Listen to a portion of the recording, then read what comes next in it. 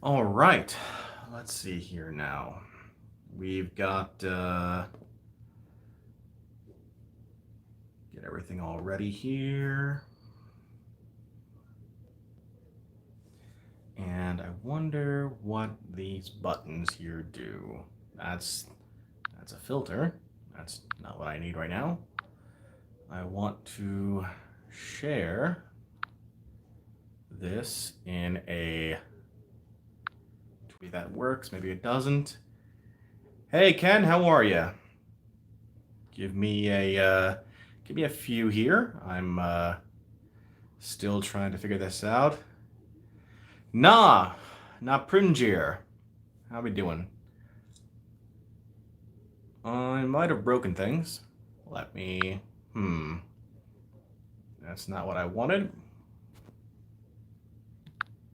Nope. Cancel that. There we go. Now we're going to share this on. Cool. All right. So we're going to go ahead and get rid of that. Okay. So, hi. How are you?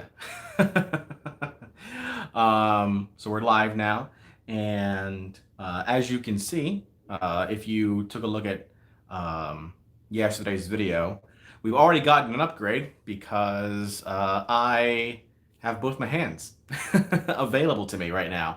So that's nice because yesterday I was holding up the phone in my hand with one hand and very jittery, very shaky experience.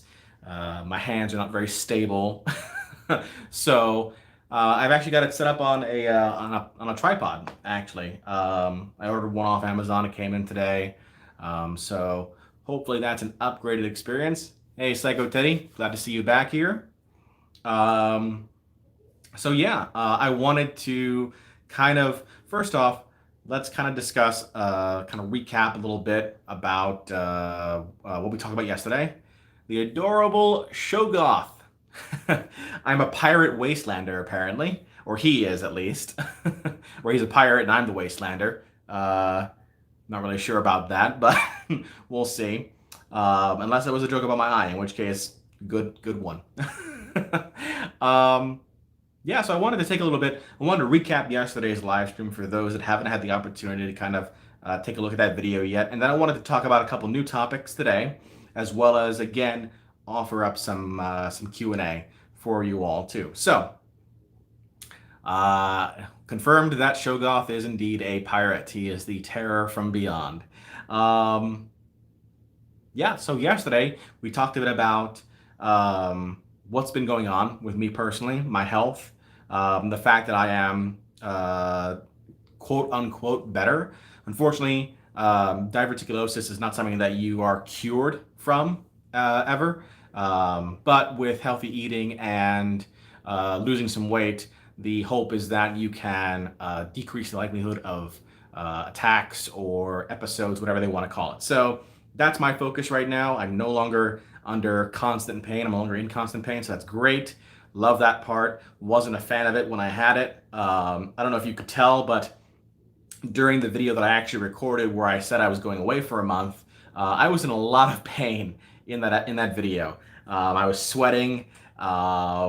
It was not great to do, especially when you're sitting. When you're sitting and you're in that sort of environment, it's like a constant pressure on your lower intestine. So it just made things worse, at least for a short period of time. But I am getting better slowly. Trying to work on the losing weight part. Not really succeeding there right now. Hopefully, I'm able to once I get back home. I'll be able to kind of work on that more. I've got I've got a gym in my apartment complex at home that it's very easy to get to, and I just want to do some light workouts. I have a lot of spare time on my hands now, considering I'm currently unemployed. So we'll see how things go with that. So see that transition now. Now we're going to talk about the fact that I don't have a job. At least I don't have a job. I don't have like a real job, and it's been a little over 7 years since I have last been in this position where I've not had a job. In fact, funny enough, right when I first started on YouTube, actually, right when I first started working for Microsoft, which was the company I was working for, I had just signed my very first contract on YouTube to get paid for it. And there was a big, like, I needed to make sure everything was okay and kosher and all that. So that took a little bit of time. And funny enough, now it's the YouTube side of things that I'm really leaning on right now. So it's pretty funny to me, ironic, I think, in that way. So, um, yeah, right now, unemployed, and my focus really, my thought process is I've been with my parents right now, and I've got one more week to go, I think, on that, a little bit under 2 weeks left to go. It's been like, what am I going to be doing? What's my path? What am I going to be working on? What do I want to do, basically? And what I've come up with right now is I love doing what I do on YouTube, and providing content for you all to watch and enjoy. And I think that, like, that's a calling for me. I truly do. And so that's what I'm going to be pursuing when I get back home. So uh, yesterday I announced that I was going to be pursuing this full time. And our discussions yesterday were primarily around, do I want to do this as a VOD content creator, which means focusing on YouTube, as a live streamer, which means focusing either on like Twitch, YouTube, Mixer, Facebook Gaming, whatever you want to use as your platform, or a mixture of both. And then diving deeper, if it becomes a mixture of both, like what's the content that works better on YouTube versus what works better for streaming. And the viewers and I yesterday were having a bit of a discussion around that. So if you hadn't had the opportunity to take a look at that video, I know that it's like an hour and a half of kind of like jumbled mess. Try and find the discussion that we were having around that in there. And I'd love to hear your feedback today as well. If you want to comment, I've got the comments going on the side of my screen right now, so I can see them as they appear. But that was the type of conversation yesterday. Um, and I'm still working on that right now. I'm still kind of like, what's the word I'm looking for? Kind of creating a plan, a plan of action for when I do return. And then the second half of that discussion was around the potential of splitting up my channel. So right now I'm on the J2 John Jeremy channel. This has been my channel since I started on YouTube almost, actually a little over 8 years ago now. And my current thought process is to split the channel and have one channel dedicated toward gaming, and then having a personal vlog slash tech tutorial channel. And that would be what this channel would be. And then the new channel that's going to be created is going to be the gaming channel. And I know there was a question around like, why do it that way? And there's a bit of legal stuff behind there too. But the biggest thing for me is that with the gaming side of things, I think that it would be best if there was a non advertiser friendly name behind it. And not saying that J2 John Jeremy is not advertiser friendly, up front, but there's a background behind the name which made sense and was funny when I first started on YouTube. Not so much now. Plus, it's not really like what's the word I'm looking for? SEO friendly either. So kind of been debating on that. I think I've got a channel name down for the new gaming stuff. I think it works wonderful. I think it makes sense, and I've gotten all the social for that locked down. So more on that, I think, next week, or when I return. And then the hope is to like start off fresh in August. So let's see now. Yeah, so today's topics are twofold. One, today I want to talk a bit about community and community building. And then I want to talk about monetization. And I want to have both these discussions with you all because, I mean, it's the main, you're the main point of it, on both sides of things. And I want to dive a little bit deeper. So on the community aspect of things, what, and I open this up for you all, what constitutes a great community? You know, why, when you're looking at the channels that you watch, whether it be on YouTube or whether it be on Twitch or whatever streaming service you watch on, what makes it a great community? Obviously, there's the engagement with the creator, with the streamer. That's one thing. Do the other viewers have a part in that as well, or is it really kind of like a solo one-to-one relationship thing that you think makes it best? Um, I have an example off the top of my head that I think really I look at it like a great example of a community, but I don't really know if it does work that way because, truthfully, I don't really watch too many creators myself, too many streamers myself. I don't really, funny enough, I don't really have the time for that sort of stuff, or at least I didn't until recently. Um, so I'd love to hear from you all while we're doing this about, what do you think makes a great community, and what can I do, once we get the ball rolling on this brand new channel.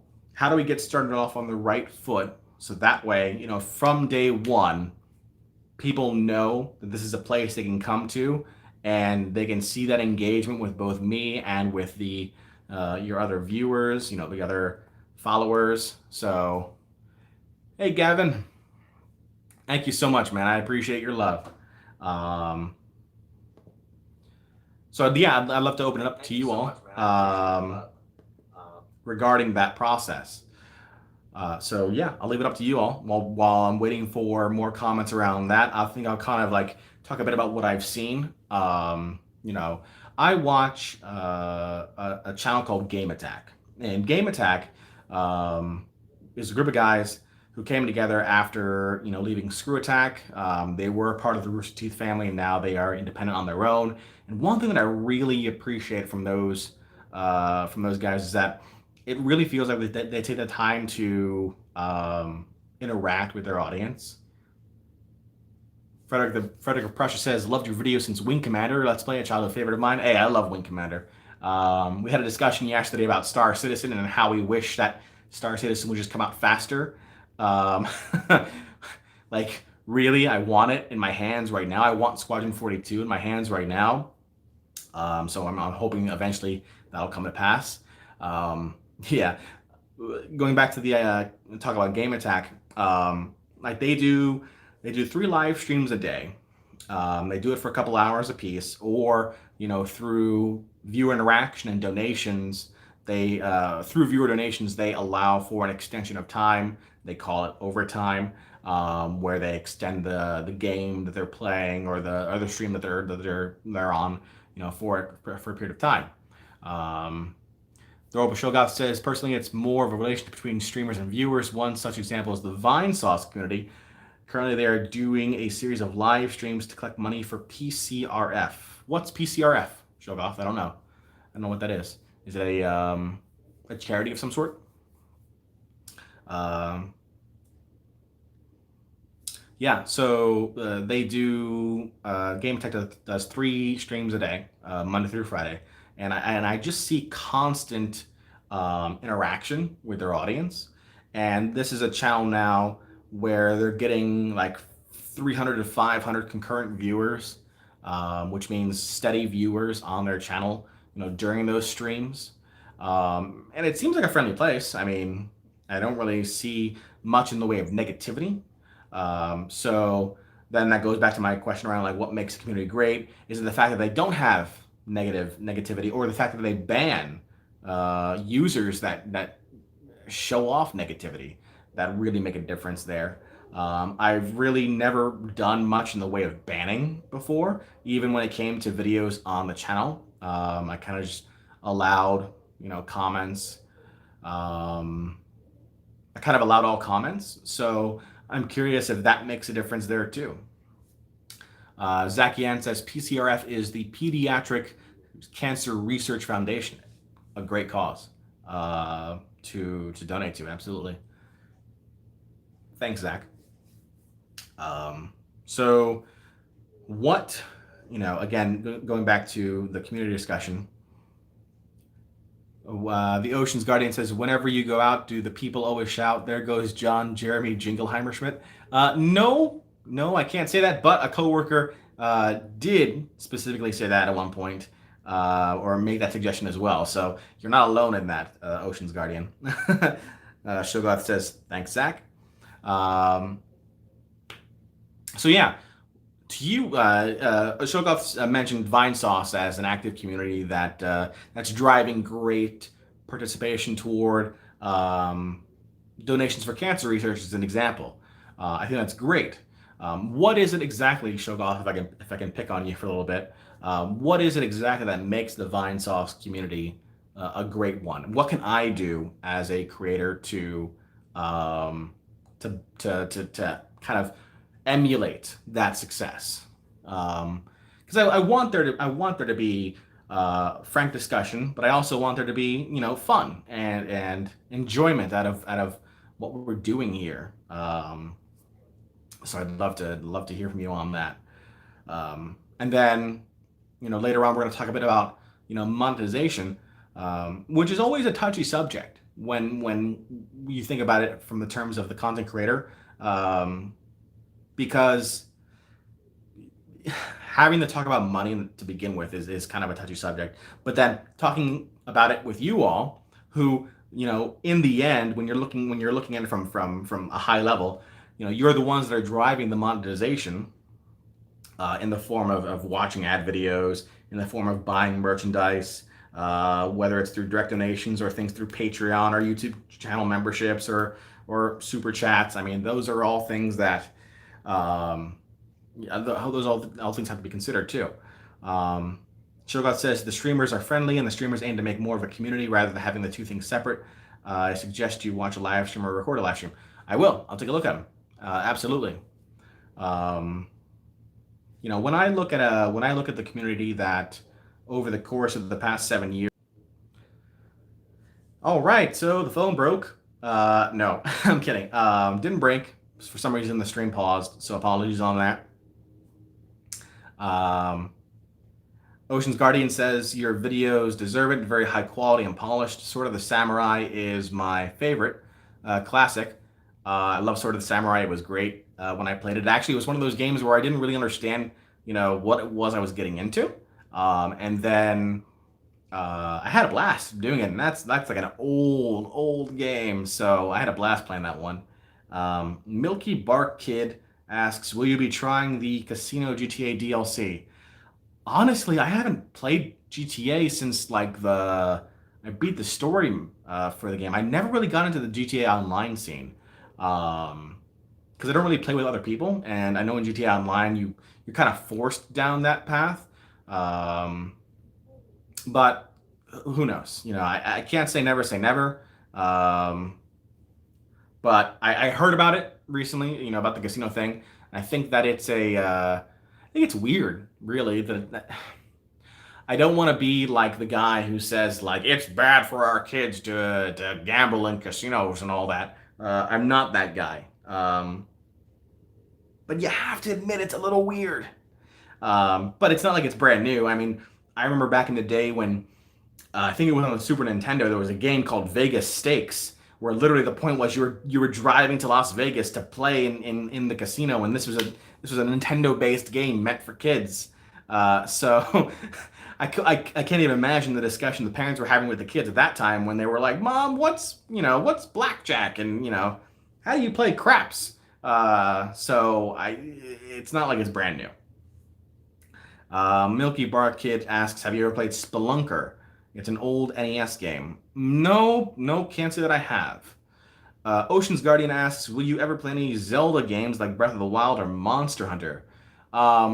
Monster Hunter is a maybe because it's also on Monster Hunter World, at least, is on PC, and I play it primarily on PC. I don't own a Nintendo console, so I don't have the Switch. I don't have Wii or Wii U or anything like that, or a DS version of those games. The only game that I really want to play that would make me want to play it would be the Fire Emblem series. I love those types of games, and Fire Emblem just looks to me like it's a phenomenal series. That's the only game that I would consider buying a Switch for, truthfully. Not even like I know people were like Mario's great, Zelda's great, Luigi's Mansion 3, woohoo! Fire Emblem to me looks like the game to play. Absolutely. Um, Milky Bark Kid asks, "Are you excited for Shenmue 3? Did you play the first two on Dreamcast?" Definitely played the first one. Never played the second one. I do need to get around to doing that. And as far as Shenmue 3, I was way more excited before this whole Epic Game situation has occurred. And for those that don't know, Shenmue 3 kickstarted originally, available on PC, on Xbox, and PS4. The idea, I guess, the assumption was that it was just going to be on Steam. Then Epic Games launched their game store, and then they've been kind of in the habit of procuring exclusive titles for their store, at least for a certain period of time. And then Shenmue became one of those games, and then there was a big kind of like issue behind it. So I don't know. I don't think that I want to buy into another platform, but I don't. It really is just a launcher. Like it's a launcher. It's not that crazy of an idea. Like I've bought games on Steam. I've bought games on GOG. I've bought games in Origin. So it's just a launcher to me. Now, does Epic get their act together? Yes, absolutely. And they definitely need to hire better PR people. Stop having the CEO talk about stuff. Not good. Not good at all, I don't think. The Adorable Shogoth says, "Well, I did ask one time my older brother how to play blackjack when I was like 8. Didn't understand it one bit back then." Yeah, it was, just like, but you're a kid. How you gonna learn? Zaki says, "I remember playing an anime game and suddenly going from beating the stuff out of people to gambling and blackjack for our own souls." What game would that have been? One of the Persona games, maybe? Or I'm assuming it's a Persona game or a Shin Megami Tensei game. JoJo. JoJo has a game? I didn't know that. Now I've lost my train of thought. So I forgot what I was talking about. Yes, community. So yeah, what is it that you would want to see? Consider the scenario. Brand new channel. You're just you're looking into a channel for the very first time. What is it you want to see out of that channel to make you want to be a part of its community? That's the biggest thing for me, because like I said, I'm going to be starting this thing from scratch pretty much. Like I'll be announcing on this channel and giving links and all that, but really in the end it's kind of going to be like a reboot. So I want to make sure that I land this from the start the right way. So I'd love to hear from you all about what the right way for you is. Milky Bar Kid says, "Have you heard of an upcoming RP game called Raw? They have a Kickstarter trailer, so who knows? Could change a lot by the time it's made, but the trailer is promising." I thought I read an article about that game. Let me look it up real quick here on my computer.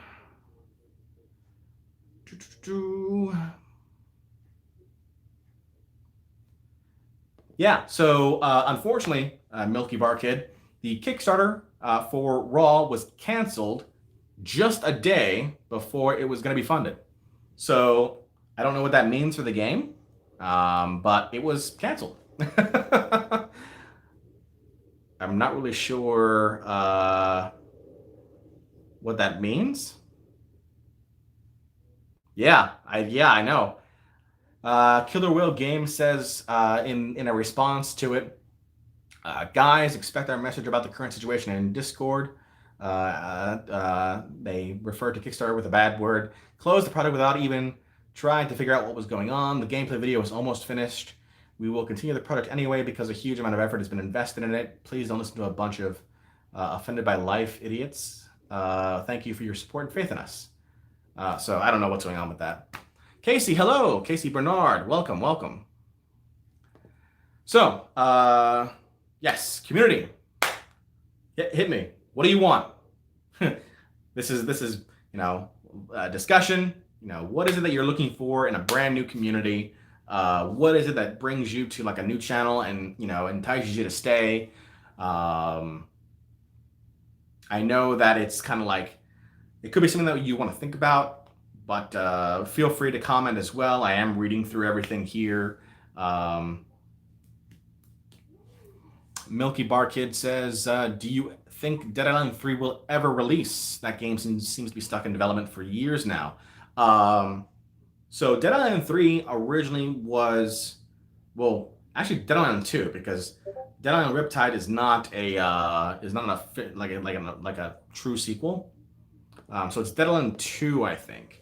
And the company that was originally developing the game, which was Jaeger Games, which made Spec Ops: The Line, they were working on it for a couple of years, and then all of a sudden they were pulled off of it. Then I think that the company that's publishing the game, which is,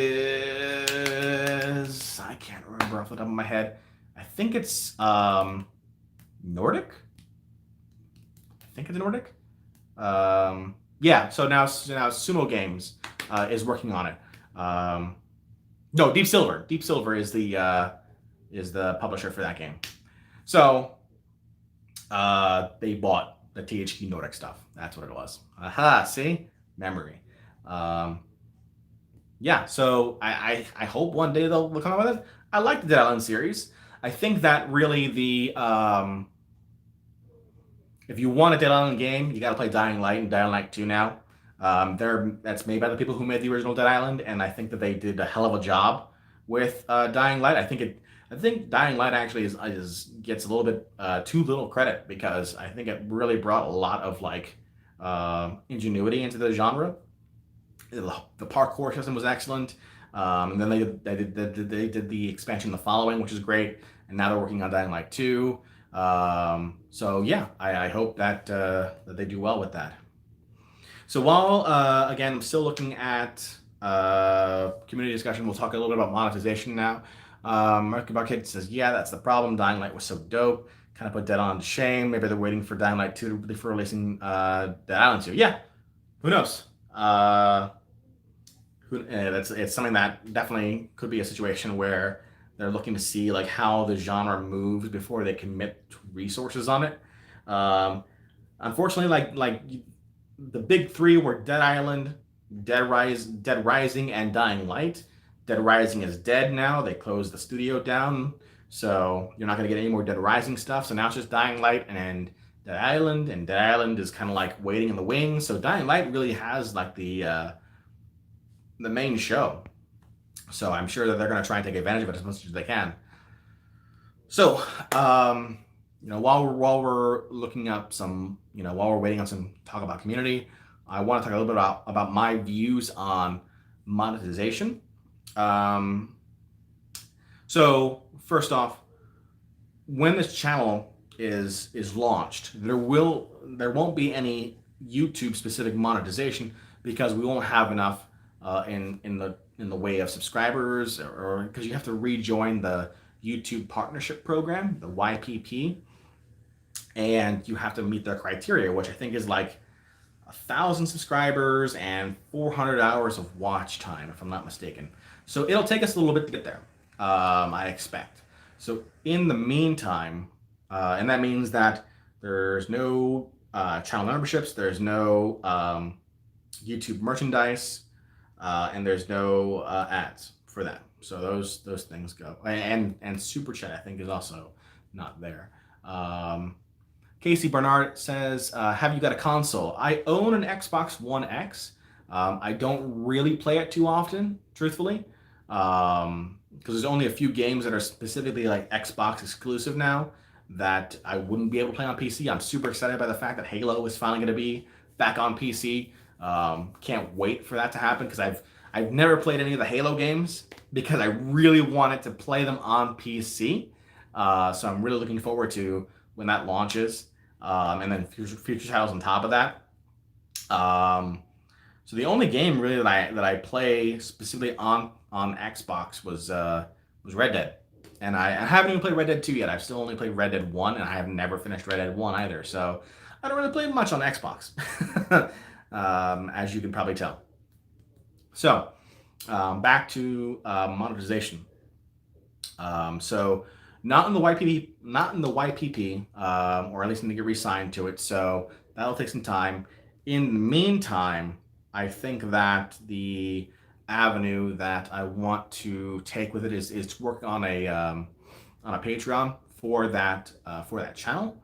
Um, but I want to do it the right way, and I've been thinking about different ways to provide incentive for viewers to support the channel in a way that makes sense, and to provide the perks that are desired in that regard. So follow me along on this, and let me hear your thoughts. Let me read your thoughts at least. So the first thing is around the idea of early access. I don't think I want to paywall any specific content, like let's say, for example, having a game only available for Patreon members, for patrons. But I think that there is a leeway there when it comes to early access to videos. Um, as an example, you pay $5 and you get access to the video, early access to videos like 7 days before, like a week before they're officially launched. Um, that's one thing I was thinking about. Another thing I was thinking about was around um, the inclusion of patrons specifically into gaming content. Like, for example, I'm thinking of uh, XCOM, where where you're creating characters. What if patrons were used to be used for the creation of the characters themselves? I'm just looking at different routes for making it make sense for the viewer to want to spend money on me. Um, so that's one thing that that's for sure going to be something that's I'm thinking about time and again. Hi, how you doing? Yeah, I see you're here. This is my parents' dog. Come on, there you go. See the video. Bunch of people are watching you right now, so you better be nice. Better be nice. What are you doing? You're just gonna look at me? Yeah, you're gonna try and lick me? Yeah, okay. Let's see here. What do we got? Casey says, I feel like if you expand to consoles, I feel like the channel will grow because people like Rad Brad channel, and he has massive grown as he plays games across platforms. I'll have to look into that. I don't know what that channel is, but you can lay down now? Okay. All right, just lay there. Zach Yan says, someone disliked the video. I expected that, Zach, because it's not, having to talk about monetization is not a fun talk. It's definitely not, but I want to be upfront and honest with you all too, while I'm having this discussion. And sometimes it just tweaks people the wrong way. And I get that. I totally understand. Matt Bama 2.0 says, hi all. How you doing, Matt Bama? And Casey says, console games, not console. Yeah. I'd be curious to see how many of those console games were console specific versus like available on PC. Because if the question becomes, is it the fact that this Ray person is playing the games with the viewers on console, or is it just that the console is specifically like the one that's driving the interest there? So I'm just curious about that. Yeah. So that's kind of my thoughts around that.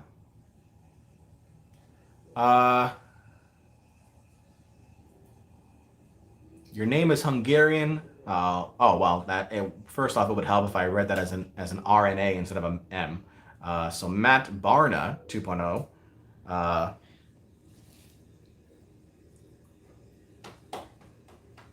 Is definitely something that, that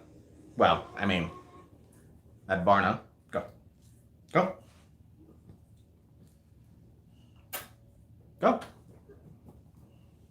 Um, Milky Bar Kid actually used a super chat and sent over $1. Well, I appreciate that, Milky Bar Kid. I was not expecting that at all. Skate 4. Is there a Skate 4? I didn't realize there was a Skate 4.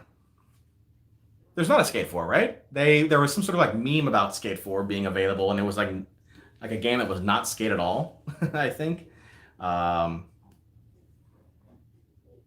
there is a Skate 4. I didn't know that. Metabarna. Zakian says Rad's videos fluctuate a lot, going from stuff like 60K to 890K.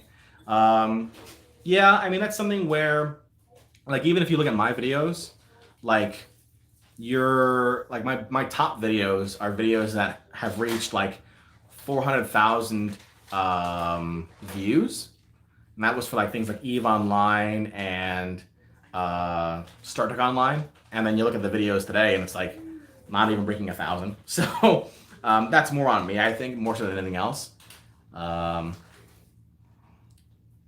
Now, Primjur says, yeah, I used to just be called Na because my profile name is foreign.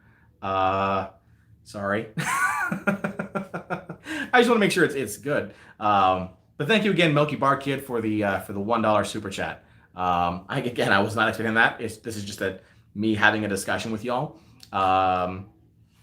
That's super cool.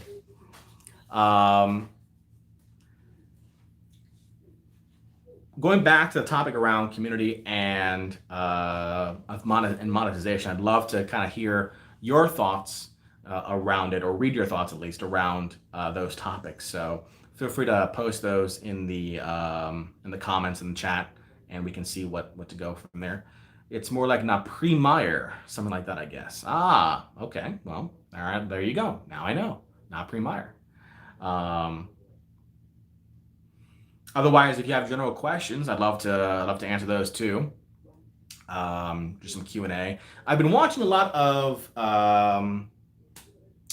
the YouTube Creator Insider channel, and the Creator Insider channel is actually a channel that was built by employees of YouTube to kind of give creators an inside peek into the mechanics behind the program, behind YouTube itself, which I think has been a great help. And I want to work a lot on my Creator Academy courses, which, for those that don't know, Creator Academy is basically almost like an educational tutorial of a whole bunch of different topics for YouTube. So that's something that I do need to work on. Metabarna asks, have you ever done Mountain Blade? If not, you should create a series. I would be down for it. I have, in fact, done Mountain Blade, Metabarma. I've done it specifically with the Game of Thrones mod for Mountain Blade. And, oh God, that was like in 2012 or 2013, I want to say. So a lot's probably changed since I last played it. I'm looking forward to Bannerlord, but I've been looking forward to Bannerlord for just about the same amount of time that I've been looking forward to Star Citizen. So that's going on like, what, 7 years now? I'm hoping they finally release the game. But, you know, hope is a thing. Yeah, right? Absolutely not. Milky Bar Kid says, Skate 4 isn't out, but the demand for it is so huge, people still spamming every post EA makes on Twitter and Instagram begging for Skate 4 every day. I didn't realize that there was such a big fan base for Skate. I didn't know about that. Now, if somebody wants to get on Ubisoft's case to make a Silent Hunter 6, and a good one, then I'm all for it. Casey asks, have you ever visited England? That's where I'm from. I've not, Casey. Truthfully, I'm not a fan of flying, and it seems like the only way you can get to England from the US is through flight, unless you have thousands of dollars, in which case you can do like a cruise, which I don't have right now. So I'd love to visit at some point. I was a big Anglophile back in the day, especially when I studied. I make this joke when I was big on history when I was a teenager, and one thing that I really was big on was the American Revolution, and I always used to joke that I would like if you had placed me in the American Revolution time period, I would have been a total Tory. Like I would have been a loyalist through and through, because it would to me it would not have made sense to not be. Obviously, I would have been on the losing end of that, but yeah, it's one of those things where it wouldn't have made sense to me otherwise. Um, Na says, can we get some new RTS games too if we can get Skate 4? So, I mean, RTS is such a weird genre of game now because it's not fast. You know, the attention span of most people now is focused around things like MOBAs and things like really high intensity, short duration things. You know, I'm thinking Fortnite, PUBG, Smite, League of Legends, Dota. Like these are short matches that are high intensity, always on, you know, ready to go. And then I look back on my days playing like StarCraft and Command and Conquer, and like the first 15 to 20 minutes is all build up, and the last 5 minutes is like all the action, you know, blow everything up, and you're done. So I think it's hard for a lot of developers to kind of work on that.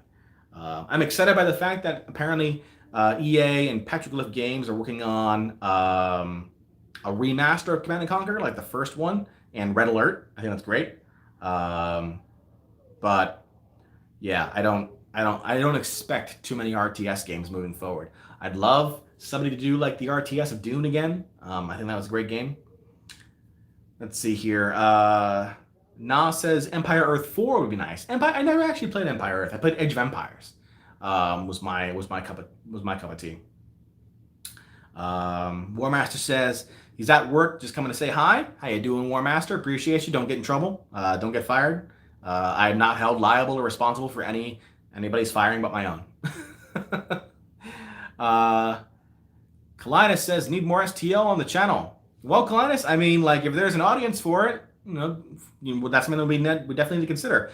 MMOs, I feel like would work better as a live stream, but if there's a VOD perspective to it, you know, we can consider that too. Metabarna says you should make Kenshi or Victoria 2. I'm hoping for Victoria 3. Like I've been waiting for that from Paradox for years now. I'm also waiting for Crusader Kings 3 as well. So like I'll be waiting for a pretty long time, I think. KC says, see you later. Cheers for answering my questions. No problem, KC. Thanks for being here. Thanks for taking part. Thanks for asking the questions. Shogoth says, speaking of RTS, I miss ground control. Never heard of it. Never heard of ground control. I'm surprised. I usually know a lot of the RTS games. Yeah. So, going back to a discussion around,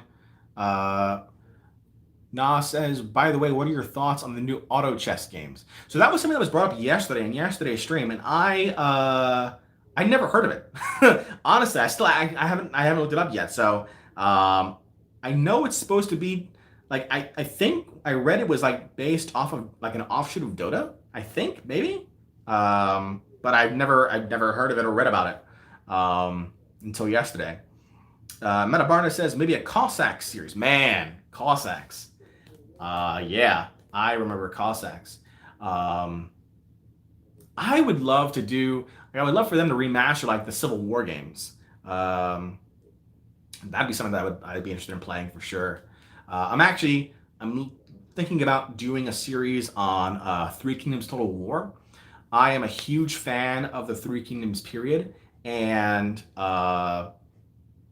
Three Kingdoms Total War is like absolutely my alley. It's just a matter of can my computer like really do it justice. It's been a little bit since I updated my computer, so it's running on a couple years old hardware. So I think it'll do it. I really want to like make it the best looking as I can. But I absolutely think that I would love that game. Na says it's a Dota mode. Then Valve announced a standalone game, but League copied it and did their own game. Well, what do you expect? Like those two guys go back and forth like that, Riot and Valve. Um, Shogoth says Ground Control was made by Massive Entertainment, the creators of the Division games.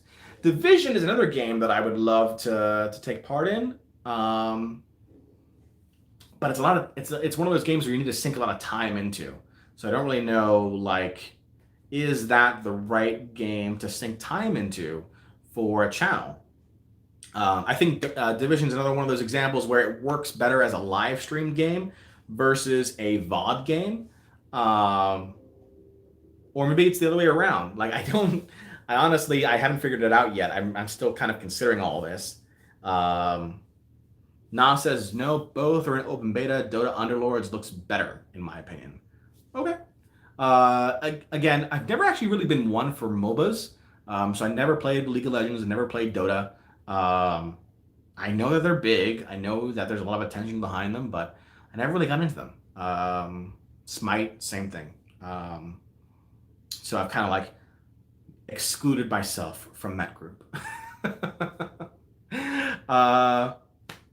Yeah, so going, backtracking now, bringing it back in. Community and monetization. Those are the two big topics for today's live stream. And as we think about launching a brand new channel, and then doing community right on day one thing I wanted to ask about is around the YouTube communities tab. So it's not something that we're going to have access to on day one, because the communities tab, I believe there's a subscriber requirement of 10,000 subscribers before you get the communities tab. But in other viewers and other content creators that you all watch, is that actively used? Is that something that you feel brings everybody together? Or do you feel it's just kind of like one of those things where it's just there, and it's text-based and there's not really a lot of attention paid to it, so you don't pay attention to it either, and then it just kind of like dies? Because I'm one guy, and although this is going to be like my primary focus now, this is going to be my job, I only have 24 hours in a day, and I hope at least 6 to 8 of those is going to be sleeping. So that leaves what? I can't do math right now in my head. 14 to 16 hours of available time to do like work, I guess. So I can do math in my head. So things to consider with that as well. Yeah. So while I'm looking for a bigger discussion around that, if people have continued questions they want answered, I'm happy to do so. I think I missed Clarence' question about how long I have left here. So I'm expected back no earlier than the beginning of August is when I plan on going back home. I hate the flight. The flight is the worst. It's a 6-hour flight, coast to coast. Not a fan. I hate airplanes. I've said this already, but I hate airplanes. I hate being on one. I hate flying in one. I just don't like the experience at all. I would much rather, honestly, if Amtrak wants to sponsor this part, by all means, I'm all for it. I would much rather be on a train and spend a week and a half trying to get back to the West Coast from where I am on the East Coast versus flying. That's a 6-hour flight versus a week and a half on the train, and I will take the train any day of the week. Absolutely. If it was cost efficient and cost effective, I would absolutely take the train. I don't know why it's not. I don't know why it's cheaper to fly than take the train. It should not be the case, but it is. Because imagine that. Imagine taking the train around the country. Like, I know some viewers here are not US based. So the US is a really, really big place. Like, I know it doesn't look it but on the map, but it's really big. So when you're going coast to coast, there's not like a direct line. either. You have to go around mountains and things. So imagine seeing all that countryside, um, all that land. I think that'd be a fantastic experience versus flying 35,000 feet in the air. You're like seeing specks on the ground, and you're in a flying tin can that can fall. It's one of those things where it's like, no, not cool. Shogoth says, well, at least you don't have to live in Europe and decide to take a flight to South America to visit your family 22 hours. Yeah, I wouldn't. I would not. I'd say, hey, I'm done. If you wanted to move to South America, that's your choice. I'm not interested. We have Skype, so I can have chats with you through Skype, and we can do all that, but not gonna be there in person. Absolutely not. No way. 22 hours in a plane. Nope. That's when people who like to go from like Seattle to like Tokyo, on the Pacific side of things. Absolutely not. Nope. Na says less time while flying and more people. Maybe that's why. Yeah, I mean, I just don't want to fly. I absolutely do not want to fly. It just is. It's just bad. It's just a bad experience. It gives me anxiety. I don't like it. I don't like it at all. Colin says 22 hours is very long. So that says, yeah, it is. Plus, you have to change 2 flights because there's no direct flight there. So not only is it 22 hours, you have to have 2 layovers. Nope. That means getting on a plane 3 times. 3 times there and 3 times back. That's 6 planes. I have it bad enough when it's just 1 plane back and forth. Yeah, no. Negro says, hi, sir. That's an interesting name. Yeah. Funny. Let's see now. We've got almost an hour in on the stream here. Let's see. Kalina, sleeping pills do the work for flying. Nope, they don't. I refuse to sleep on a plane. I want to be awake and alert throughout the entire process. What I do when I fly is I basically just download a bunch of videos that I want to watch, whether it's on YouTube or on Netflix. I'll just watch them all the way through. But I can't. I would feel more anxiety if I took sleeping pills than without them, honestly. Because then I would be like, I wouldn't be able to go to sleep. Then I would just feel anxious about that, and it would just be a bad experience, I think, overall. Brand new for you says planes are your weakness. Then, yep, absolutely, planes are my weakness. Yeah, not cool at all. Not a fan of planes. That's why I'm like, when you read about like the Wright brothers, and you read about like the Red Baron, and like these are crazy people because the planes are not safe at all during that time, and it's crazy.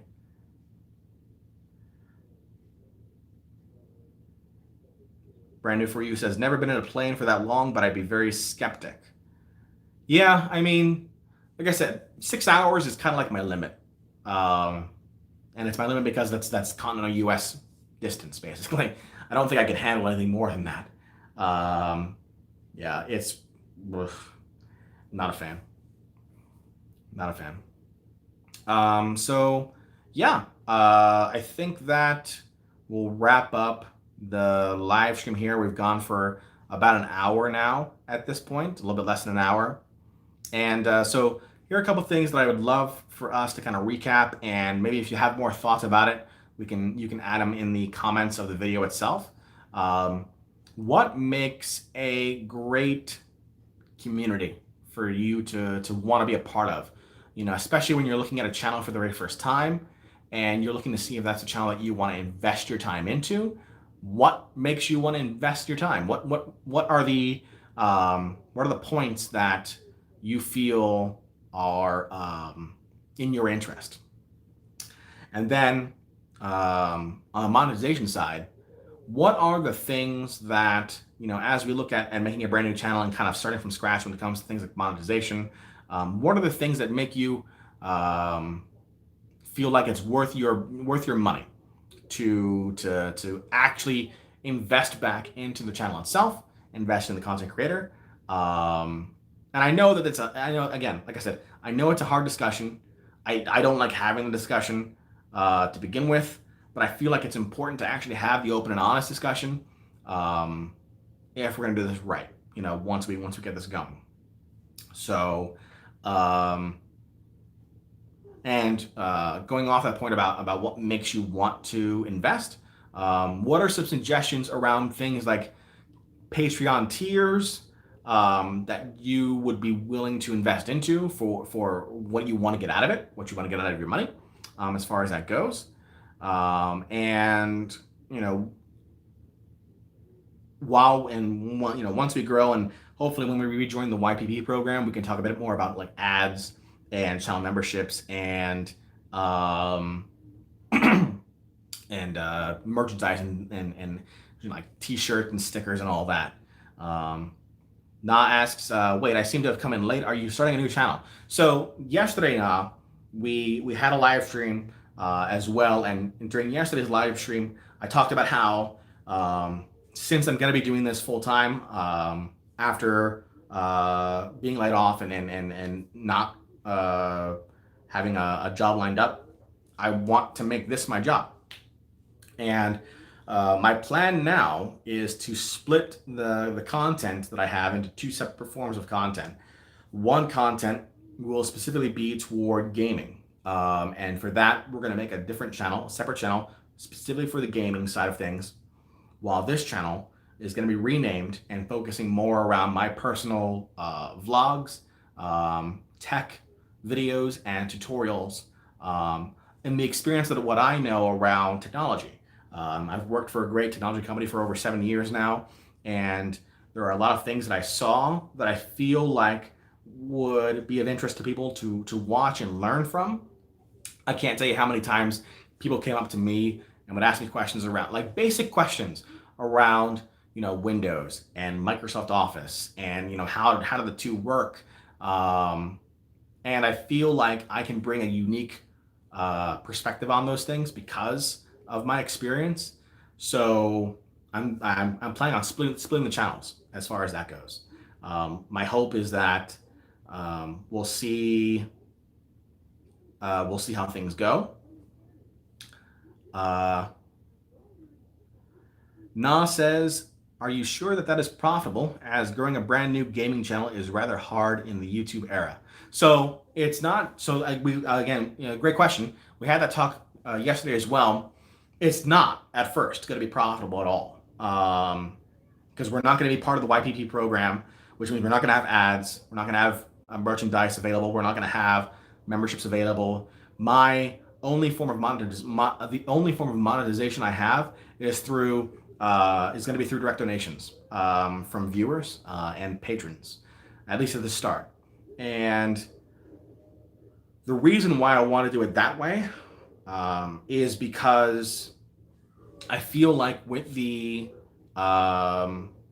tech tutorial thing and the personal vlog thing, it's an easier transition legally for me versus not doing it that way. So at the start, like I said, probably not going to be profitable. My hope with the buildup of the second channel, of the gaming channel, with the community that I'm hoping to build together, we're going to be able to make it profitable. So Brand New For You says, very interesting. Many would find it very useful. I hope so. I believe it would. I believe that people would. Because, I know of organizations that companies spend thousands of dollars, literally thousands of dollars. I've seen the invoices to have a person come over and train them, basically, teach them what they don't know. But not everybody has thousands of dollars available to them. but I want people to feel comfortable with the technology that they're using today. That's like whether you're a teenager and you're going to school and you're about to start college, or whether you're like a senior citizen in your 60s and 70s and 80s, and you're trying to figure out how this whole technology thing works. Technology should be ubiquitous for everybody. That's the only way it's gonna work. It's meant to help everybody. There shouldn't be any gates preventing people from enjoying technology. So that's like my thoughts around creating a tech specific video channel. I want people to enjoy it. I want people to love the technology that they use, especially now. Like, it feels like every 6 months to a year there's new technology out, and all that does is that creates more anxiety for people, because they don't feel comfortable with the technology that they have right now, and all of a sudden there's brand new technology that's coming out, and they're like, I can't take it. I can't take it anymore. So I feel like, and I will always have a passion for gaming. I've been gaming since I was 2-3 years old. I will always have a passion for gaming. But I feel like this technology side of things, I really feel like there is an opportunity there for people to kind of to learn. And that's my goal with the tech channel. So that's kind of like a quick recap of what I was talking about during yesterday's live stream. Sorry, I got a little excited there. Yeah. I'd love your thoughts, for those that are viewing. If you didn't view yesterday's video, love your thoughts about that as well, whether in the chat or in the comments below. So, yeah, I've got about 2 weeks to go, and then I'm back home. Finally have my gaming computer back again. It's one of those things where you don't. I knew I was going to miss it, but I didn't know how much I was going to miss it until like it's been out of my hands for 3 weeks. I can't remember the last time I didn't have my gaming computer with me for this long a period of time. Like, I've always had that computer, like a gaming computer with me since at least I was a teenager. So we're talking decade plus now. So yeah, getting a little bit anxious. So Nal says, it sounds interesting. I hope it goes nicely. You just gotta make an opening plan, I guess, for the first month or so. Yeah. And that's on both sides of things, whether it's on the tech side or on the gaming side. One thing that I have to be very much better at, that I really have not been in the past, is around creating a content calendar and a content schedule, and sticking to it. So, like, having a plan in place for what content is going to be produced for what, and then actually releasing it on time. That's definitely something that I need to work on, and hopefully with the remainder of my time here, I'll be able to plan it all out, and then once I get back home, kind of get that ready to go for you all. So yeah, fun times await.